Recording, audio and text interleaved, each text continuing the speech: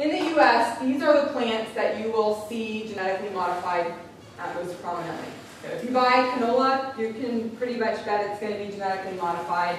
Corn, soy is also highly genetically modified. So these are some of the crops that we see the highest risk of genetic modification. Thousands of products on the grocery store shelves are genetically modified. Okay, so effects. What are some of the effects of genetic modification? One of the major negative impacts of genetically modified crops in terms of the environment is that it's increased herbicide use by 15 times. So, and this is the major driving force. Over 80% of genetic modified crops are engineered for herbicide tolerance. So we've seen a huge increase in the number of herbicides that are used. Also, we've seen the emergence of super weeds and changes in surrounding crops. So if a plot of genetically modified canola is adjacent to a plot of non-genetically modified canola, then cross-pollination can cause this plot of land to take over the traits of this. Another side from which to look at this argument is also the justice side. Patenting of life is a new idea by creating a life form that you're able to patent. So it gives, again, more control to companies that have created genetically modified crops. So a company that produces a genetically modified version of canola patents it and they own the rights to it.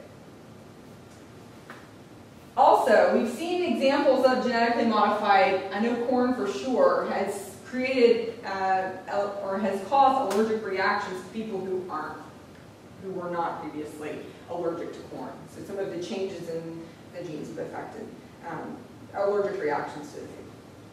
Also, we see reduced biodiversity. I'll tell you again, or I'll talk about it more later. And then again, we just don't know what will happen in the future once we release these things into the environment. I'm not going to read this quote here, but it is from the non-GMO project, and you guys have it in your slides. It's just an example of how many of the claims in support of genetic modification can be debunked by science. This one is just focusing on some of the negative impacts that we just talked about: resistant weeds, super weeds, increased herbicide use, etc. So for those of you guys who want to learn more, I've included this link here. There's a great document that has myths and truths related to genetically modified organisms, and you can check it out.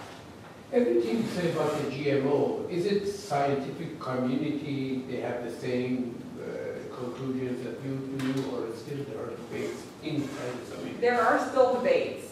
I mean, in terms of those who wrote this paper, they are scientists. They're scientists.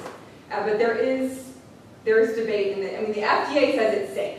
Right. The thing for me that stands out with something in which we don't have a consensus on is that if you look worldwide at all these other countries who are skeptical about it and have banned, and we try to donate food to Africa that's genetically modified, they say no, send it back, we don't want it here.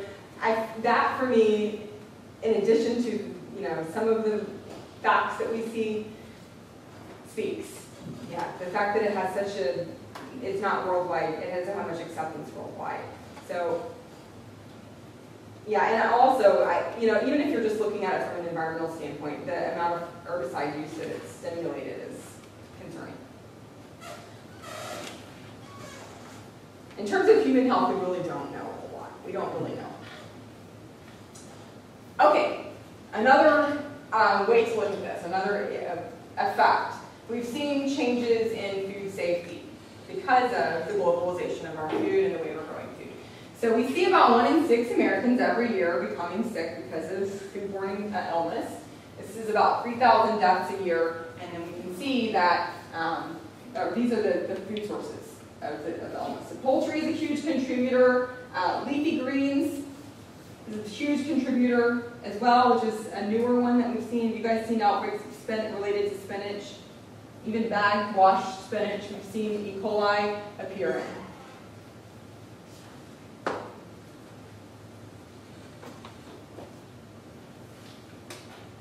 So prior to these changes in agriculture, a lot of the food that we ate in the U.S. came from the U.S.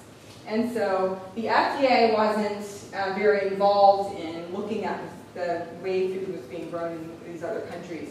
However, we see that currently 15% of the food consumed in the U.S. is imported. And if we look at this by food group, 80% of our seafood is imported, and over 50% of fruit is imported. So a lot of our seafood and fruit is being imported. And we see it as shift even since 2000. The amount of fresh fruit, vegetable, coffee, tea, and cocoa that we import has doubled since 2000. We also see food technologies allowing for year-round foods to be served fresh, which requires safe storage methods to be used. So the CDC identified these 13 foods as being new vehicles for foodborne illness. And cookies here, raw cookie dough is one example. Bagged spinach, carrot juice, peanut butter. This was 2011, I think, the peanut butter outbreak, Peter Pan peanut butter. This one was actually, from what I found, related to holes in the roof and bird feces got into the facility that was processing the peanut butter. Dog food, pot pies, canned chili sauce, hot pepper, raw papaya, hazelnuts, and pine nuts. So these were identified as being new foods of concern in this time frame. Recently, we have seen the passage of legislation to try to update and modernize our food safety policies in the U.S. The Food Safety and Modernization Act was passed in 2010, and it was intended to promote more effective prevention of foodborne illness, earlier detection, faster response, so getting food recall notices out more quickly. They also wanted to collect data to drive policy and help enhance the collaboration between agencies. Now, one of the provisions here was to provide more training of state, local, and territorial, at the state, local, and territorial levels for making sure people are using appropriate practices. So training is also built into this. I looked at a webinar that the FDA produced about some of the changes in the global foods and how it's affected food safety, and that's where I pulled some of this information.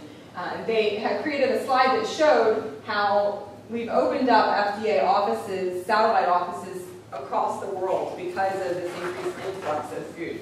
So we want to make sure that the food that we're importing from these places is being produced in ways that we consider safe in the U.S. And so the shift has been to ensure food products meet U.S. standards at the site of production before they reach the U.S. instead of dealing with it once they get here. All right, so we have a greater overseas presence. And if you want to know more, here's the link to the webinar. Okay, so let's talk about some drivers of sustainable food. We've looked at how agriculture has changed, some of the negative effects. Let's look at some of the things that are driving us towards more sustainable food. One is energy. We know that our current food system is very energy intensive. So our current food system is consuming 19% of our total energy consumption in the U.S. And it takes about, again, 7 to 10 calories in to get a calorie of food out. So let's look at where this energy in is going. You guys mentioned earlier farm machinery as being one of the ways. So agricultural production, and we're going to look at this broken down in just a second. Agricultural production is about 20% of the energy in. Then we have transport of food, processing of food, packaging, food retail, commercial food service, and then at the top of this list, 32%, we see household storage and production. So this argues for energy store refrigerators, right? We want to be saving energy at the home level. 32% of the energy we put in to our food is keeping it cold at home and in our prep.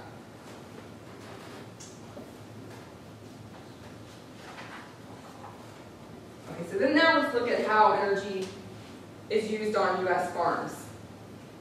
So what do you guys learn from this chart? Fertilizers use a lot of energy. That's right. Fertilizers are using a